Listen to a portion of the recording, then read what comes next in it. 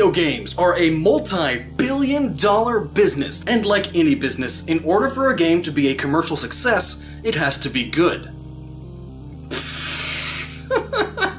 Good or part of a popular franchise. Recognition and marketing play just as important of a role as the game being good in the first place. A game could be considered a commercial flop, yet still be considered by fans a must-have title, an amazing game. We call these games hidden gems, because just like real hidden gems, they're small, tiny, shiny things that are amazing amongst a pile of crap. Though, unlike real gems, hidden gems typically aren't expensive. They're usually pretty dang cheap, because the company that made it is trying to make at least some of its money back. So they're like, please, we'll give it to you for $5, please take it. A lot of things can cause a game to become a hidden gem, and in this video I'm going to show you 5 of those things, as well as bring up some of my favorite hidden gems. And you can find a list of all of these hidden gems I'm mentioning, as well as all of my other favorite hidden gems, on my Games Grabber page. Games Grabber is kind of like a social media network for gamers.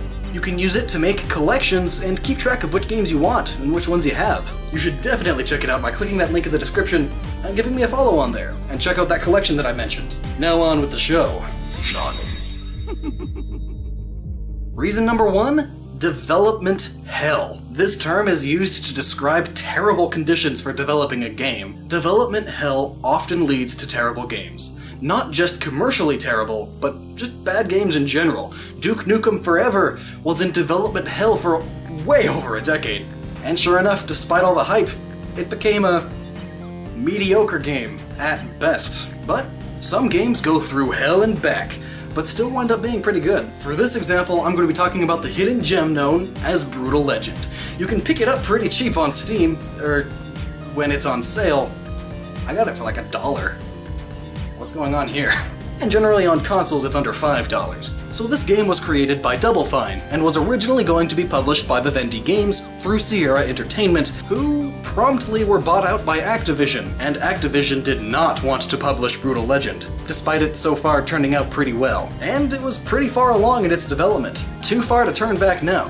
Activision still said no. So Double Fine went over to EA and got the game published by them. And Activision sued EA over it. It was a huge mess. Also, while in control of EA told them that they would only publish their game if they were in charge of the marketing, and they marketed it lying a bit. See, a large chunk of Brutal Legend has RTS elements, real-time strategy, though it is primarily a hack and slash. But EA said that RTS games don't really do that well on consoles, so let's not tell anyone that it's part RTS. Of course, this upset people and led to poor sales. Despite many celebrity cameos and a very imaginative, very creative game world, and the main character being voiced by Jack Black, I really enjoyed this game. But, you know, lying marketers and all that. It's not perfect by any means, but it's better than most. But this still wasn't enough to make up for the fact that it went through developmental hell. And so, it did not do so well commercially, but I do highly recommend this game if you're into metal music, especially classic metal. Reason number 2, lack of marketing.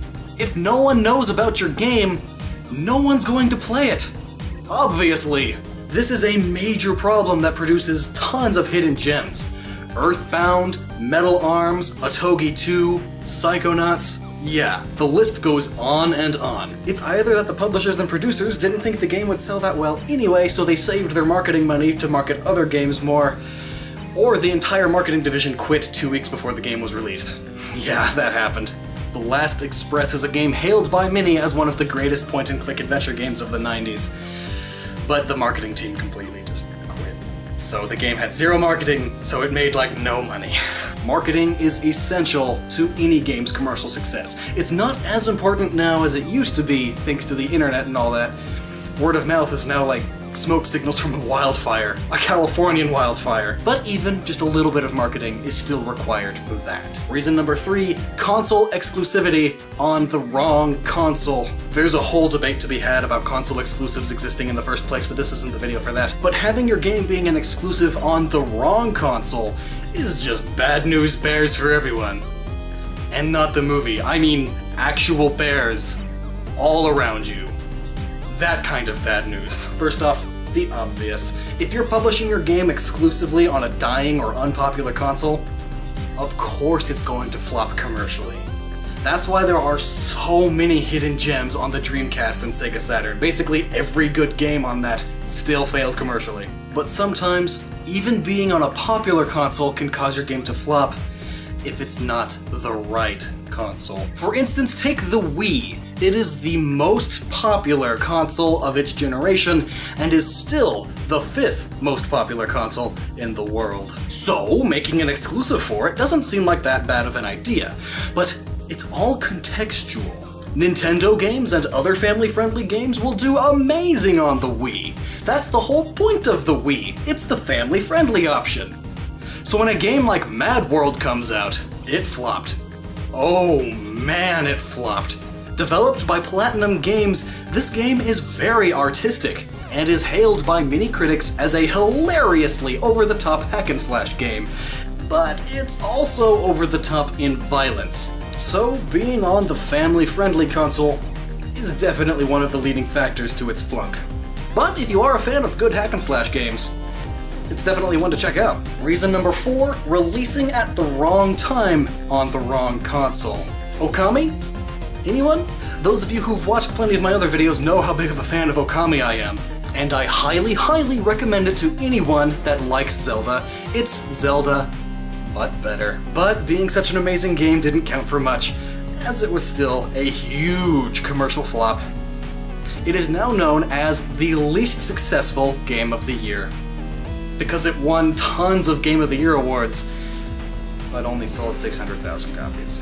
It was released on the PlayStation 2 and the Wii, and for whatever reason the marketing team decided to put most of their marketing focus on the PlayStation version, since it was the core game, and since at the time, way more people had a PlayStation 2 than a Wii. But this was a terrible time, because it was 2006, and the PlayStation 3 was coming out in a few months. Kids and teens everywhere were saving their money for the next console, and many of them would be selling their old PS2 and games. So why would they bother picking up another game for it now?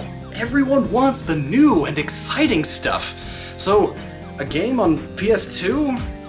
That's gonna be old in like a month. So of course, it did terribly commercially.